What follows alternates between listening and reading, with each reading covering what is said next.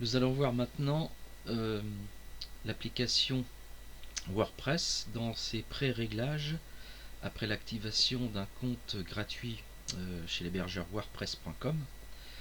Je vais vous montrer la déconnexion et la reconnexion à votre compte que vous avez validé il y a quelques instants, et surtout une capacité intéressante de renommer votre URL, de la reformuler.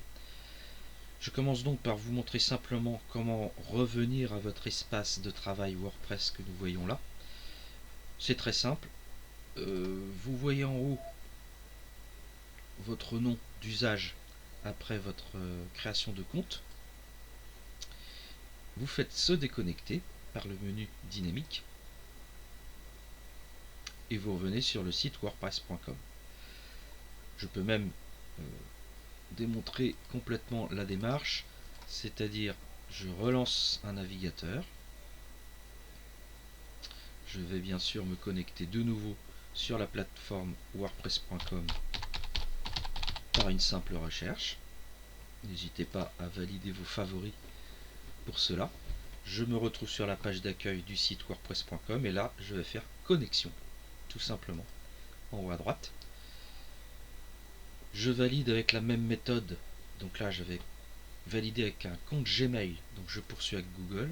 Attention de nouveau là-haut, pensez bien observez votre navigateur, s'il y a un petit blocage pop-up, vous autorisez, vous validez vos identifiants Gmail.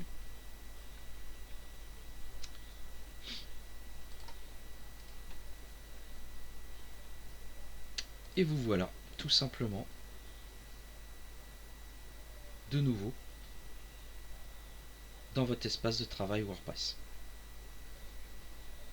Donc ça c'est la méthode simple dans wordpress.com de revenir en permanence sur l'édition de son site.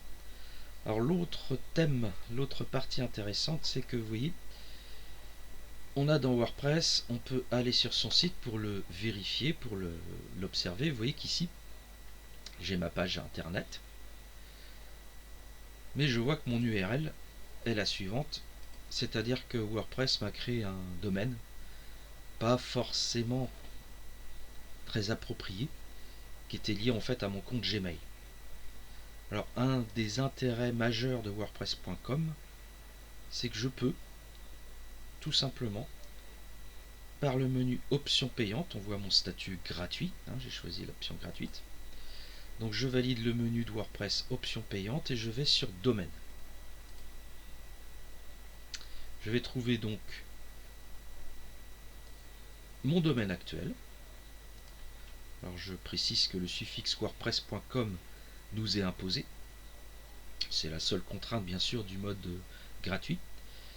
Mais mon domaine radiant à l'intérieur là ne me plaît pas beaucoup. Je vais plutôt le changer. Alors pour cela je vais valider au bout un petit menu qui me propose de modifier mon adresse.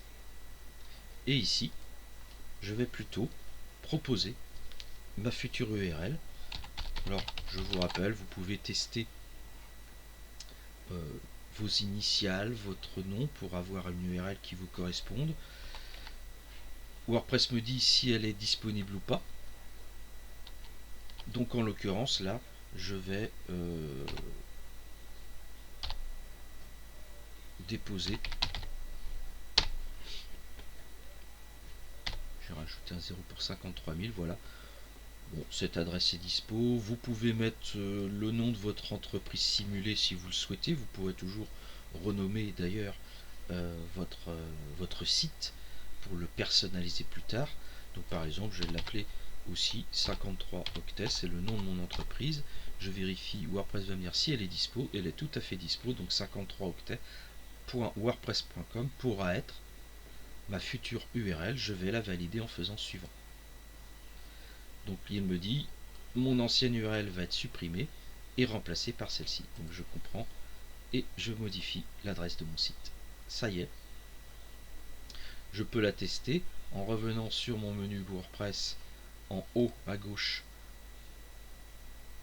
où vous voyez la petite maison, le nom de votre site. Je fais aller sur le site évidemment et là j'observe qu'effectivement mon URL réel a bien été modifié, donc mon site s'appelle maintenant 53octets.wordpress.com. Nous allons voir dans un second temps les usages fondamentaux de WordPress pour que votre site soit adapté à vos projets.